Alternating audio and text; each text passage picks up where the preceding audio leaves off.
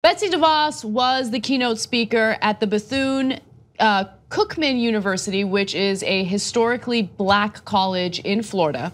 And of course, there are going to be some students that are very much against her speaking at their commencement, especially considering her stance on issues relating to student loan debt and privatizing education. Now, graduates came into the auditorium smiling and listened to the ceremony politely until University President Edison Jackson introduced Omarosa, an advisor to Mr. Trump. Students started booing. Jackson stopped and said, "You don't know her, you don't know her story." Yeah, I know her pretty well. Apparently they know enough about her. Now, school leaders at the front of the room and some faculty applauded as he introduced DeVos to give her an honorary doctorate, which is always hilarious to me. Just let her give the speech. Why do you have to give her an honorary doctorate? Let's move on. But many students booed. When she began speaking, thanking Jackson, the room erupted in shouts. DeVos had to raise her voice as she thanked the moms attending the ceremony. Now, we have a short video kind of showing you what the scene was like. Let's take a look at that and we'll discuss.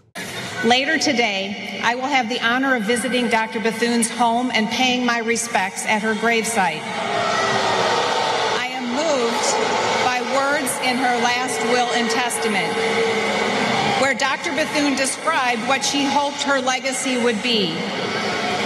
The beautifully written testament cited love, hope, and a thirst for education as the ideals she wanted people to embrace in her memory. So, mixed feelings about this, but I want you to know a little bit more context. So Donald Trump, just last Friday, seemed to signal that he was going to cut a key funding source for schools just like this one.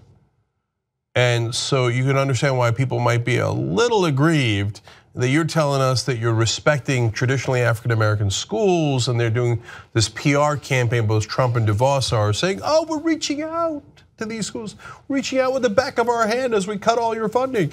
Anyway, then, because to be honest, he's an idiot, so he doesn't really know what he's doing. We have no idea if he meant that or he accidentally said the wrong thing, because they then on Sunday flip-flopped and said, put out a statement saying we have, quote, unwavering support for historically black colleges.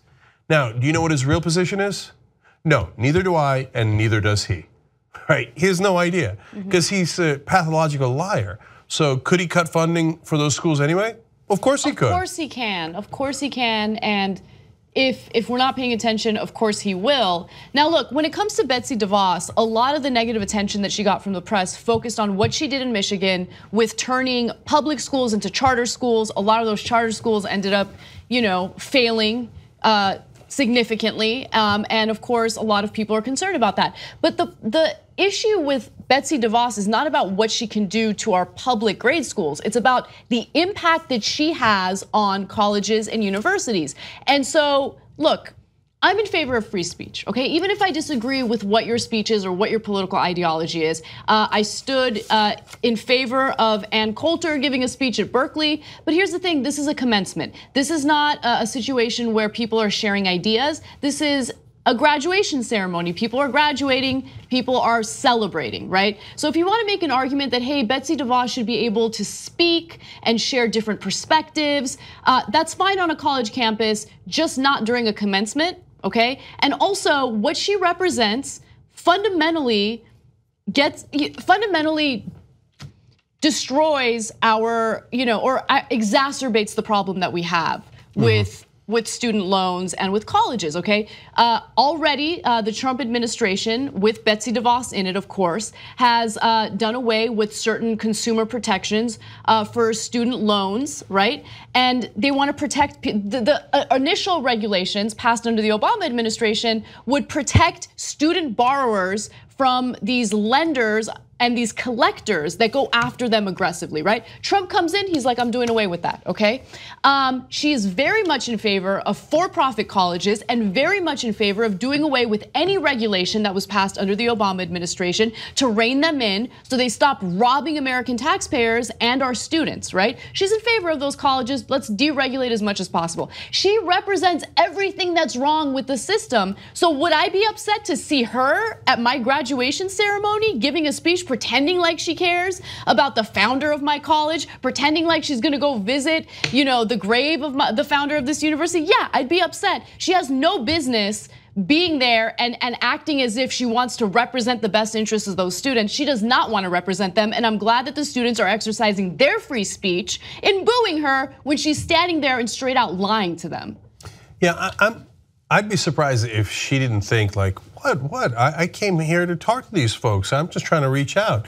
Like, but all the things that policy positions that you have that Anna laid out is why they're mad at you. So if you actually want to have a conversation, what you should do is have it be two-way, because you're actually representing those people now. You're the education secretary. So how about if you, like, maybe after the commencement got together with some of the students and said, hey guys, what is it that you're upset about? Now, I'm not saying I'm going to fix it. I'm not saying that I'm going to agree with it, but let me hear you out. That would be amazing, right? So then that would be freedom of speech and an actual conversation. And so it doesn't even have to be a debate. You could just hear them out. Now, look, I know the speakers don't normally do that. And your point about commencement, I know people are trying to celebrate during their graduation. At the same time, if you don't want controversial speakers at commencement, I understand the distinction, but then you're going to get like really vanilla speakers at commencement. So yeah, great. Okay, all right, I hear you. Let's move forward. In fact, here's what I would prefer at commencements, okay? No speakers, okay? That's a different point. Let's go, let's move on with our lives. We want to get our diploma and go, okay? So I'm not interested in hearing Betsy DeVos or whatever vanilla politician they're gonna invite onto the campus to pretend like they give a shit about what I'm going through. I hear you. On the other hand, the last commencement I went to was my nephew's at Rutgers, and Bill Nye spoke. You might have enjoyed it. Awesome. I don't care. Okay, I love Bill Nye, don't get me wrong, absolutely love him. I will watch his show, I will watch whatever content he puts out there. I'm done with commencement speeches. I'd rather hear from the actual students than anything else. Well, I don't know about that either. Okay, anyway, so finally though, on the booing and et cetera, my stance on that is, I think booing in the beginning is fine. 380 graduates turned their backs on her, that's a statement, but let her finish, and I think they did. So they made a statement on, we're not happy with your policies and we know them. We acknowledge that we know them, and we're letting you know them. You're giving a speech, we're giving you a little bit of speech back, and then they let her continue. And I think that's right. You let her give her a speech, and in the parts you don't agree with, you let her know a little bit without preventing her from speaking. Yeah, okay, fine. Look, it's like the equivalent of Ajit Pai, who is the FCC chairman, right? Doing everything that he's doing with net neutrality, essentially deregulating ISP, so net neutrality is no longer a protection that consumers have. And then he comes here and he's like, I would like to have an interview with you guys, and expecting us to play patty cakes with him. No patty cakes for Ajit Pai, no patty cakes for Betsy DeVos, okay? It's time to stand up. I like how Anna found the one person she thinks would most get under my skin. Right, Ajit Pai. Okay. So the guy trying to kill net neutrality, if he gave, would I invite him to give a speech at a Young Turks graduation? Like our interns are going back into the world. Like our annual holiday party, right? Yeah. You guys, hold. We got Ajit Pai. We want to share his perspective, different ideas. Get out of here. I know about his ideas, not interested. Yeah. Anyways. Probably not getting invited to a TYT party. I will concede that point. Yeah. Take your gigantic Reese's peanut butter cup and get out of here.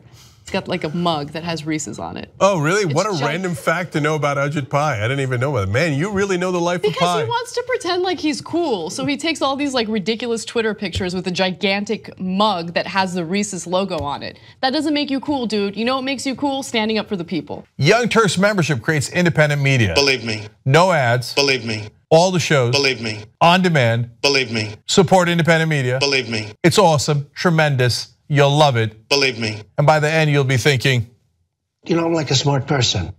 TYTnetwork.com/join.